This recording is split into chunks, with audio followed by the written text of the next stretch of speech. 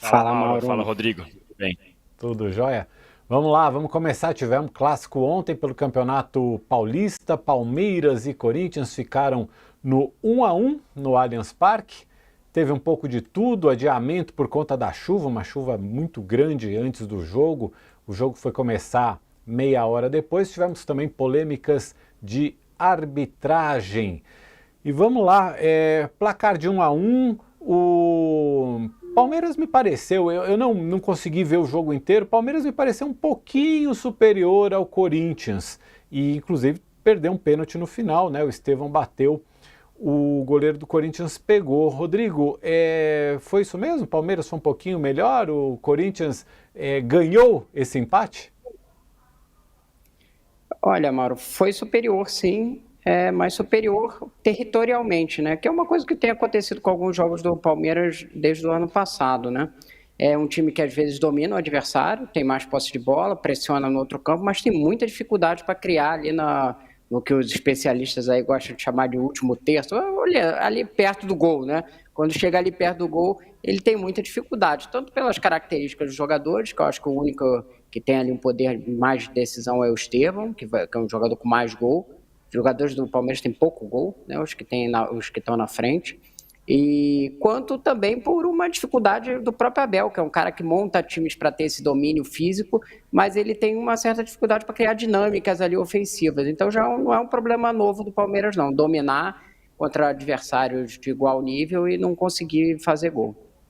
E tomou um gol, o Palmeiras, num erro do Richard Rios, né? Também teve isso lá, foi uma jogada no meio de campo, o Richard Rios tentou dominar uma bola, perdeu a bola, se não me engano foi o Depay que passou para o Yuri Alberto pela direita e ele bateu. Você concorda, Danilo? Você acha que o Palmeiras mereceria mais?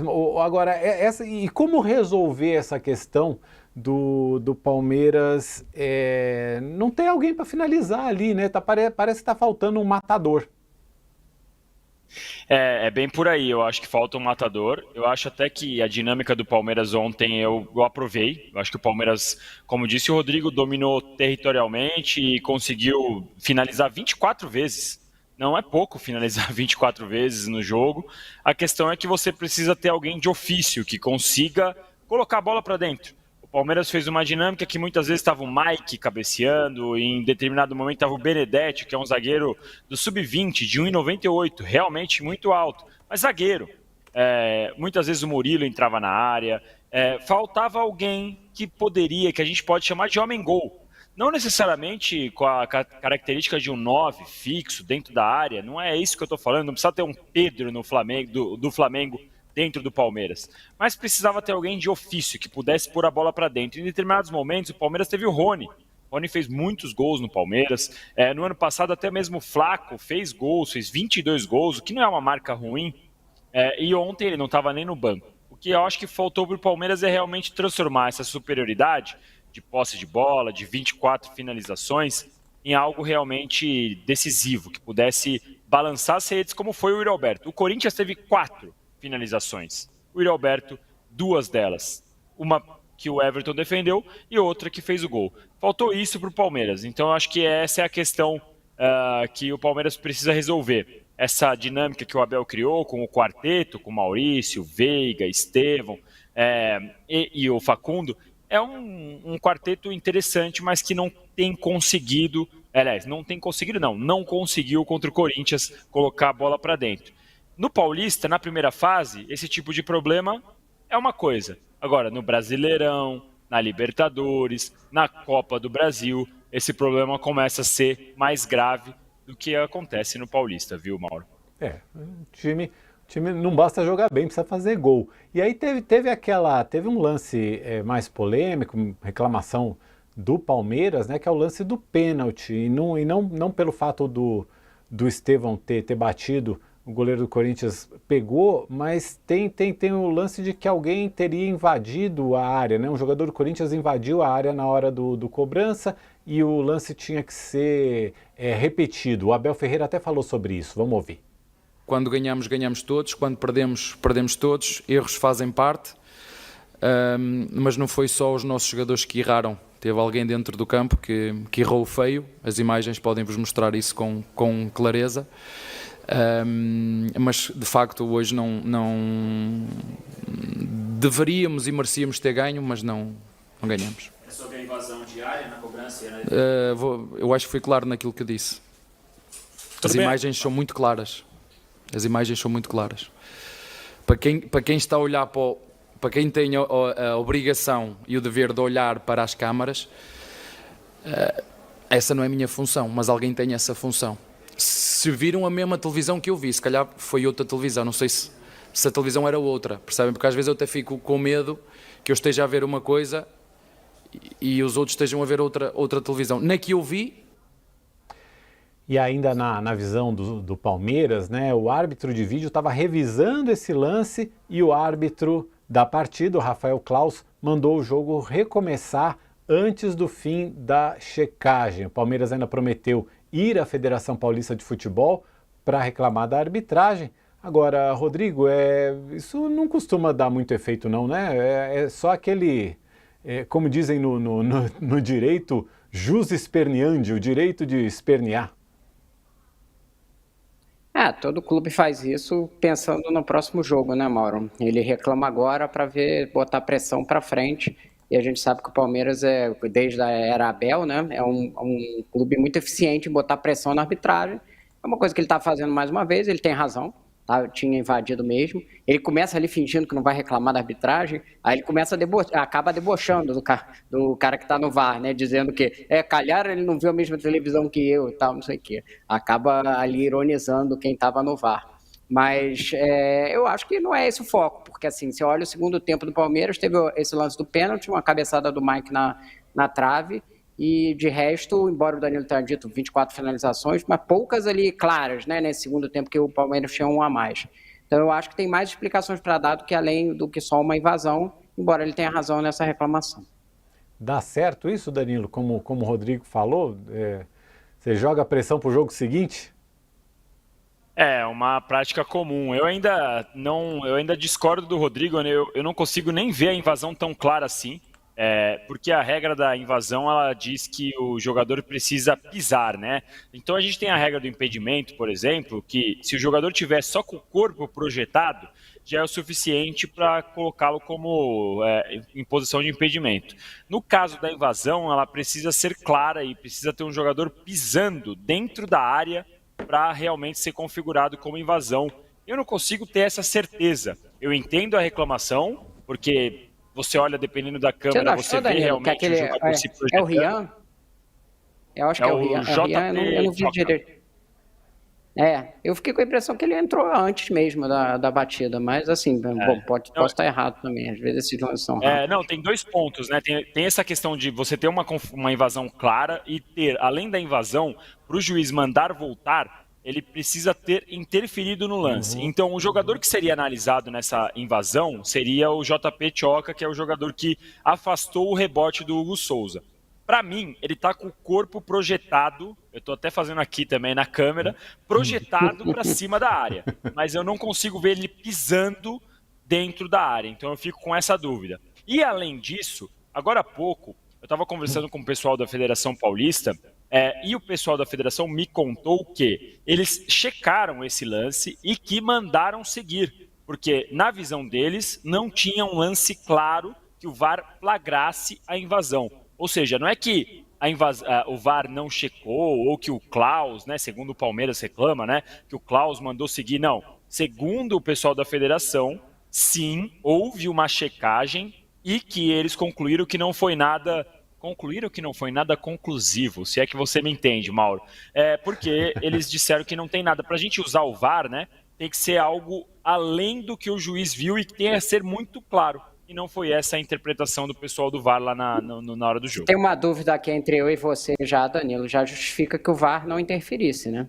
Se é duvidoso dessa forma, eu acho que já não deveria interferir. Mesmo eu achando que foi a intervenção, que teve a invasão, já acho que não era para interferir. Sim.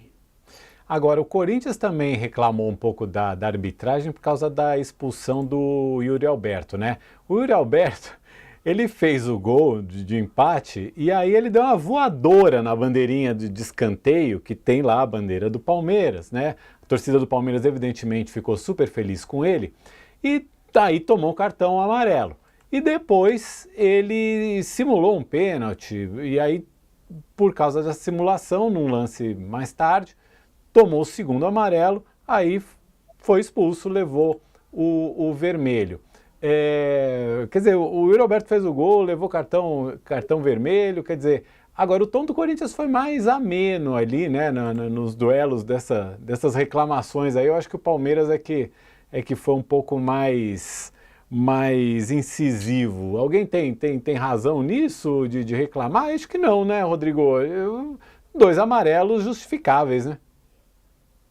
A gente chutou a bandeirinha, isso aí já tá até, virou jurisprudência, né? Porque tem tanto chute em bandeirinha que virou jurisprudência que tem amarelo. Começou lá com o Luciano. É uma atitude que eu acho às vezes que a torcida fica muito revoltada de uma forma, enfim, eu acho uma bobeira, mas é previsto o amarelo. Então tá correto o amarelo e a simulação também rende amarelo. Eu acho que não tem muita discussão a expulsão dele. Vai reclamar do quê? É a regra. Vamos para um rápido intervalo para quem está na TV a cabo. A gente já volta e seguimos com quem está acompanhando o All News aqui na internet. O Ramon Dias criticou o Yuri Alberto, né, de forma moderada na entrevista coletiva. Ele disse que situações como essa fazem com que o jogador aprenda alguma coisa. Vamos ver o que ele disse. Sí, es una lástima que haya sido amonestado en la primera. No por el juego, ni por simulación, ni nada. Yo creo que en esas cosas tenemos que crecer como grupo, tenemos que crecer como jugador. Y por ahí en la segunda hay una acción que hace muy fuerte, casi solo, va la pelota para adentro y el árbitro, con la experiencia que se está jugando en un clásico, recibe la pelota, la recibe Palmeira y no hace continuar, porque podía haber hecho continuar y no sucedía automáticamente nada. Pero bueno, son decisiones arbitrales. Eso nos complicó porque en un clásico es difícil jugar con 10, pero bueno, el equipo lo pudo sobrellevar y no nos gusta siempre ganar, pero bueno, hay que mejorar muchísimo. Agora, o cara foi o artilheiro do time, voltou a fazer gol agora, não vai ser punido, né, Danilo? Por causa dessa expulsão, não vai ser punido pelo Corinthians, né? Não, pelo Corinthians não, ele vai ter a suspensão automática, né, pelo vermelho. E eu acho até, viu, que dá para o corintiano ver essa expulsão de uma maneira positiva. Não é maluquice que eu vou falar aqui, mas se o Palmeiras tivesse dominado o jeito que jogou, dominado o jeito que dominou o Corinthians, e o Corinthians não tivesse conseguido fazer nada no segundo tempo, a gente estaria hoje talvez discutindo assim, ou será que o Corinthians pode só se defender contra o Palmeiras? Será que o Corinthians tem um elenco para fazer só esse jogo? Como o Yuri Alberto foi expulso, já fica assim, o Corinthians foi heróico, o Hugo Souza é maravilhoso. Então vira um papo quase que positivo o empate, mais uma vez. Isso tem acontecido com uma certa frequência em Palmeiras e Corinthians, quando o Palmeiras domina as ações e o Corinthians consegue segurar um Danilo, resultado deixa eu só te pedir licença só para dar as boas-vindas de volta aqui para o pessoal que está nos acompanhando pela TV a cabo. Danilo está falando sobre a questão da expulsão do Yuri Alberto, se ele merece ser expulso ou não pelo Corinthians. Ele estava dando um lado positivo dessa história toda, né, Danilo? Então, no final o corintiano ele pode usar essa expulsão do Yuri como uma desculpa para ter jogado um segundo tempo que basicamente não fez nada, se defendeu. E aí você fala, com um a menos, é isso aí mesmo e tal. No final dá para o corintiano olhar por esse lado, porque o Corinthians ele no segundo tempo não fez nada. O Memphis estava pregado, o Corinthians estava com um a menos, o Ramon Dias colocou 3 zagueiros para se defender puramente. Então, assim, o Corinthians não fez muita coisa, então dá para justificar. Agora, reclamar da expulsão do Yuri Alberto, eu até usei essa expressão hoje de manhã no posse de bola. Tipo, não sei se no Rio, viu, Rodrigo, tem o Zona Azul, se é o mesmo nome, mas aqui em São Paulo tem a Zona Azul. Você estaciona o carro na Zona Azul sem usar o cartão, e aí passou lá, na hora que você ficou 10 minutos, passou o guardinha bem na hora e te multou. estava 10 minutos fora da regra. O juiz viu o Yuri Alberto fazendo algo fora da regra. Deu outro amarelo, ele já estava pendurado. Então não pode, para mim não pode reclamar. E mais, digo mais, tomara que os juízes punam mais simulações. Porque quem sabe os jogadores param de fazer essa coisa, porque é um negócio chatíssimo para o futebol brasileiro, esse tanto de simulação. Bom, e por falar em Campeonato Paulista, se liguem nas transmissões do UOL Play e do canal UOL para os próximos dias. No sábado tem Red Bull Bragantino e São Paulo, com narração do Milton Leite e os comentários do Casagrande e do Juca Kfouri. No domingo tem Água Santa e Palmeiras com Henrique Guide, a Alicia Klein e o Paulo Massini. E também no domingo tem Novo Horizontino e Santos com o Milton Leite de novo, junto com os comentaristas Mauro César Pereira e Júlio Gomes. E você acha que é só isso? Não, tem mais. O canal UOL transmite o Clássico de Campinas, o Derby de Campinas, entre Ponte Preta e Guarani, no domingo às 4 da tarde. Tá aí na sua tela. Acompanhar o Paulistão pelo UOL é muito fácil, tá na tua tela aí o QR Code para você ler e assinar o UOL Play, tá vendo? Tá aí na tua tela, ó. Você pode assinar o UOL Play com planos a partir de R$19,90 por mês. Não perca, né? Já aponta e, ó, o Danilo tá mostrando. Aí, isso, um pouquinho mais tá para lá. Aí, do lado errado, né? Eu me sinto sempre um cara completamente torto quando eu tento fazer essas totalmente coisas na descoordenado. Eu também sei, ó, tá do lado de cá.